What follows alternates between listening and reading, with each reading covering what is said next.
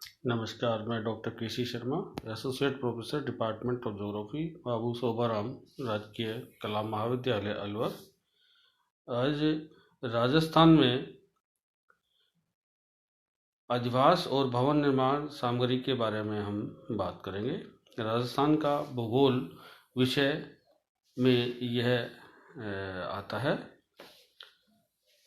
मानव की मूलभूत आवश्यकताओं में से एक होने के कारण आवास, या जिसको सेटलमेंट भी कहते हैं, सांस्कृतिक भूदृश्य कल्चरल लैंडस्केप का प्रमुख घटक होता है। पृथ्वी के धरातल पर मानव बसाव क्षेत्र को अधिवास क्षेत्र कहते हैं। अधिवास एक अधिभोग या दखलकारी इकाई, अंग्रेजी भाषा में शब्द सेटलमेंट का समानार्थी होता है। अधिवास शब्द का व्यापक अर्थ है कि जिसमें एक कमरे, झोंपड़ी के लघु आवास से लेकर गगनचुंबी बहुमंजिली इमारत, एक नंगला से लेकर विशाल महानगर तक इसमें शामिल किया जाता है। अधिवास स्थायी भी होते हैं, कुछ अस्थायी होते हैं और कुछ पूर्णतः अस्थायी भी होते हैं।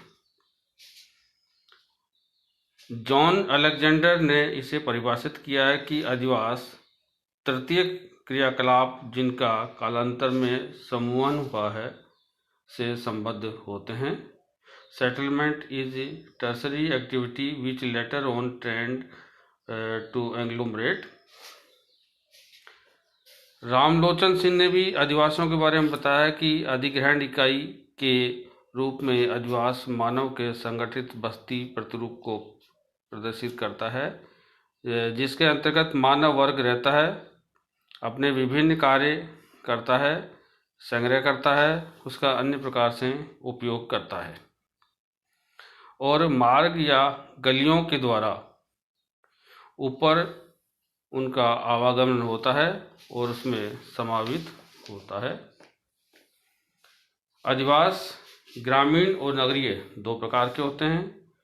जिन बस्तियों के निवासी कृषि और पशुपालन के द्वारा जीविका उपार्जन करते हैं, उन बस्तियों को ग्रामीण अधिवास कहते हैं। मानव वन काटते हैं, खान खोदते हैं और शिकार करते हैं, या पर्वत या जंगलों में कंदमूल, फल आदि भोज्य पदार्थ एकत्रित करने वाले और आदिम विधियों से मछली पकड़ने वाले मानव बस्तियों को ग्रामीण अधिवास कहते हैं। नगरीय अधिवास में निर्माण उद्योग, परिवहन, व्यापार आदि सेवा पर आधारित बसाव आते हैं। नगरीय अधिवास में जनसंख्या की सघनता के साथ गतिशीलता भी अधिक पाई जाती है। गतिशीलता का संबंध मशीन टेक्नोलॉजी से होता है, जिनके द्वारा श्रमिक या श्रम विभाजन और श्रम की अदल बदल होने लगती है।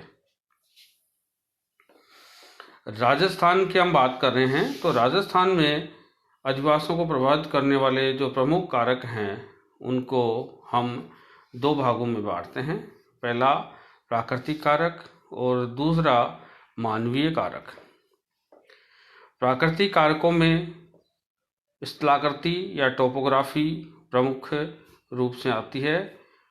अधिवास का निर्माण मानव अपने आसपास के स्थल से सामान्य ऊंचा वाले स्थानों पर करता है और वहां अन्य स्रोतों से प्राप्त जल का एकत्र न हो। अधिवास निर्माण की दृष्टि से सुप्रवाहित समतल भूभाग सबसे अधिक उपयुक्त माना जाता है। अरावली पर्वत श्रृंखला के मध्य में अधिवासों का बिखरा हुआ स्वरूप उच्चावच मृदा और जल प्रवाह विच्छेदित के कारण मिलता है। अरावली पर्वत के मध्य में समतल और चौरस भागों में छोटे छोटे अधिवास पाए जाते हैं। ऊबड़ खाबड़ धरातल, ढाल युक्त क्षेत्र, बाढ़ग्रस्त मैदान आदि भाग अधिवासों के निर्माण के लिए उपयुक्त नहीं माने जाते हैं। राजस्थान के पूर्वी समतल मैदानी भागों में सघन ग्रामीण अधिवास कृषि योग्य भूमि की पर्याप्त उपलब्धता के कारण पाए जाते हैं। राजस्थान में प्राचीन काल से नदियों के किनारों पर अधिवास बसे थे। नदियां बसाव का स्वाभाविक प्राकृतिक आधार कृषि कार्यों, सिंचाई, पेयजल आदि कारकों से रहा है। राजस्थान में मनुष्य ने बनास, बेड़चा, मैनाल, गंभीरी और चंबल माही नदियों से आरंभ से अधिवास बनाकर रहने लगे हैं। वर्तमान में भी जल की सुविधा होने पर नए अधिवासियों का बसाव हो रहा है। जयपुर में रामगढ़ बांध, टोंक में बनास, पुष्कर, गंगानगर, हनुमानगढ़ में इंदिरा गांधी कैनाल आदि का भी वहाँ के बसावों के ऊपर प्रभाव पड़ा हुआ है। दूसरा, प्राकृतिक कारकों में जलवायु प्रमुख कारक है। जलवायु के अंतर्गत तापमान, वर्षा, आर्द्रता, वायु, हिमपात, मौसम आदि आते हैं। पश्चिमी राजस्थान में मरुस्थलीय कठोर जलवायु दशाओं के कारण ही मानवीय अधिवास बहुत अल्प और सीमित मात्रा में पाए जाते हैं। पश्चिम में से पूर्व की तरफ राजस्थान की मुख्य जलवायु युक्त क्षेत्रीय इकाई है और यहाँ पर पश्चिमी राजस्थान के 10 जिलों में गांवों के मध्य की परस्पर दूरी 10 किलोमीटर है या इससे भी अधिक है। अर्ध शुष्क जलवायु वाली इकाई में अरावली क्षेत्र सम्मिलित है। न तो अधिक वर्षा है और न ही अधिकता है।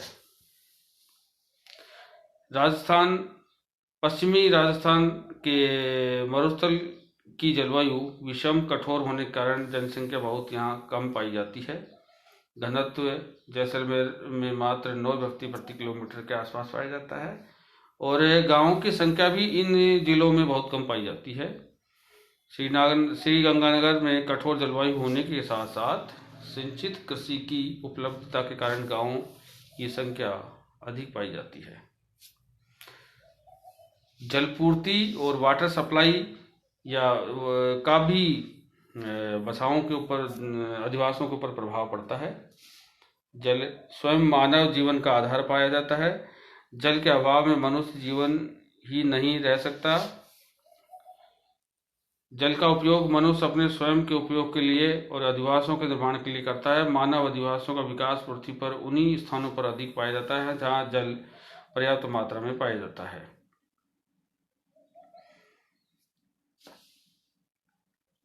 प्राकृतिक वनस्पति मानव की विभिन्न जैविक आवश्यकताएं, खाद्यान्न, साग सब्जियां, मांस, पशु दूध आदि क्रियाएं वनस्पतियों पर निर्भर करती हैं। ग्रामीण अधिवासों का निर्माण लकड़ी, बांस, घास, पेड़ पौधों, पत्तियों आदि के द्वारा किया जाता है। वनस्पतियों का अधिकतम प्रभाव अधिवासों के प्रकार और उनके स्वरूप पर पड़ता है। मिट्टी का उपजाऊपन राज्य के अधिवासों के विकास पर अधिक प्रभाव पड़ता है। अलवर, भरतपुर, डूंगरपुर, बांसवाड़ा क्षेत्रों में दौसा, करौली, डांग क्षेत्रों को छोड़कर मिट्टी अधिक उपजाऊ पाई जाती है। परिणाम स्वरूप यहाँ आदिवासियों का निर्माण बहुत अधिक संख्या में और समीप पाया जाता है। बांसवाड़ा में माही बेसिन की कुशलगढ़ और बागीदोरा और बांसवाड़ा तहसीलों में उपजाऊ माल यानी काली मिट्टी और जयपुर जिले के दूदू, फागी, चाकसू, सांगनेर, लालसोट, दौसा, मालपुरा में दोमट मिट्टी के विस्तार के कारण घनत्व प्रति 100 किलोमीटर से 30 से अधिक और तथा मैदानी भाग होने के कारण ये छोटे छोटे आकार के गांव 500 व्यक्ति से भी कम दूरी पर पाए जाते हैं। अलवर जिले के दक्षिण पश्चिमी पहाड़ी क्षेत्र उत्तरी पूर्वी सीमा में प्रत्येक 10 मील और 5 से भी कम घनत्व रह जाता है, क्योंकि यहाँ पर पहाड़ियों के कटे फटे धरातल के कारण मानव के बसाव को प्रभावित यहाँ किया हुआ है।